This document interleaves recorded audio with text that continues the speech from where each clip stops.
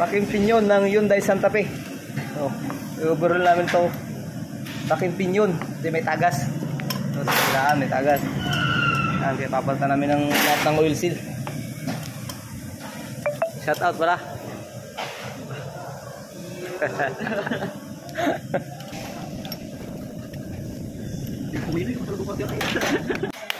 Ano siya? Yan dito, lock. Para matanggal mo yung oil seal. Ano kita yan? Pag lumabas na yun, huwag mo babalik. Ikot na counterclockwise.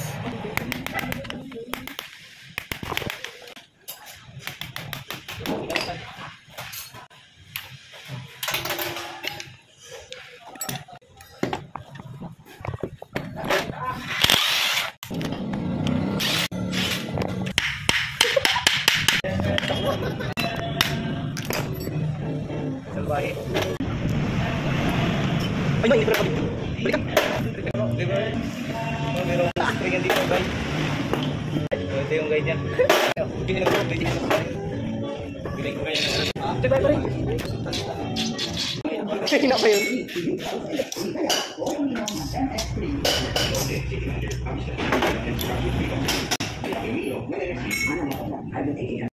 Ubuhin ko na.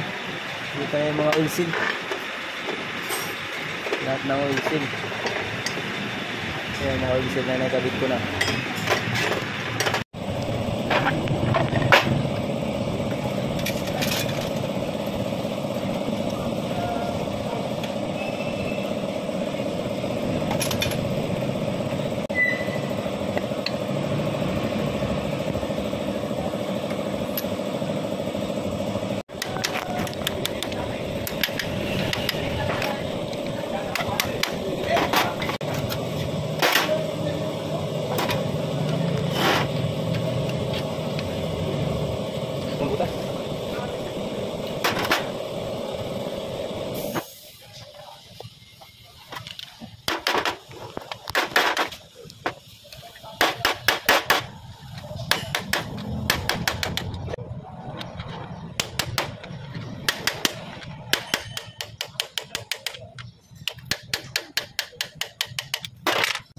Yung lock niya para hindi lumabas yung oil seal dito.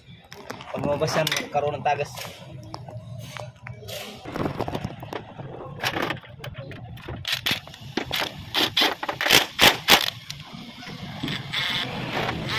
Yes.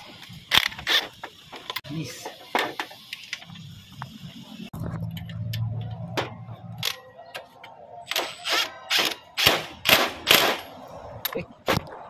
Right.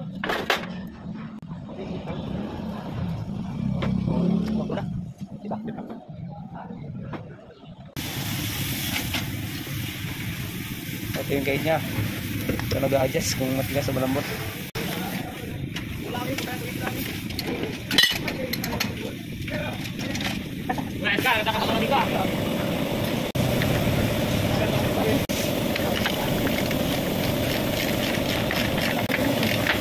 Ganyan ang pag-higpit. Higpitan muna tapos babalik ng mga 3/4. Katulad ng ganyan, mahigpit na. Tapos babalik ng mga 3/4. Yan. Ayos na. Ganun lang pag-adjust. Kasi pag nasubrahan ng adjust yan, matigas to, matigas yung manubela. Pag nasubrahan ng adjust, kailangan saktong-sakto lang. Yan, dapat smooth lang. Dapat smooth lang sa pag-inikot.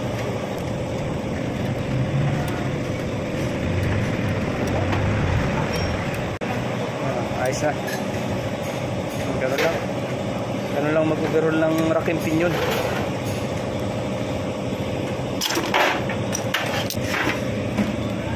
Ito yung rack end.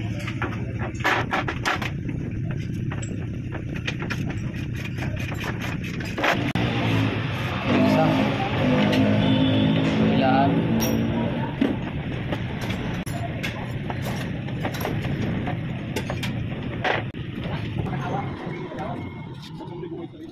Raking pinyon to ng Hyundai Santa Fe.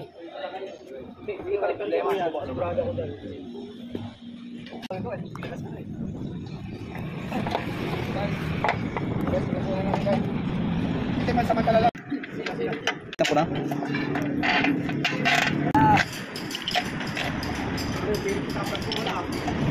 Huwag ko nang hanapin, bumili ka na ng...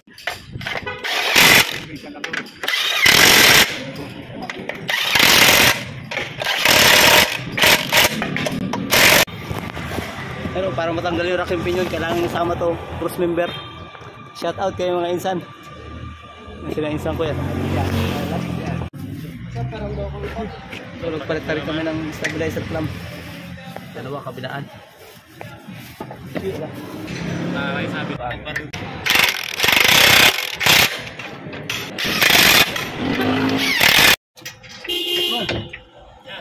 Yan, tama na.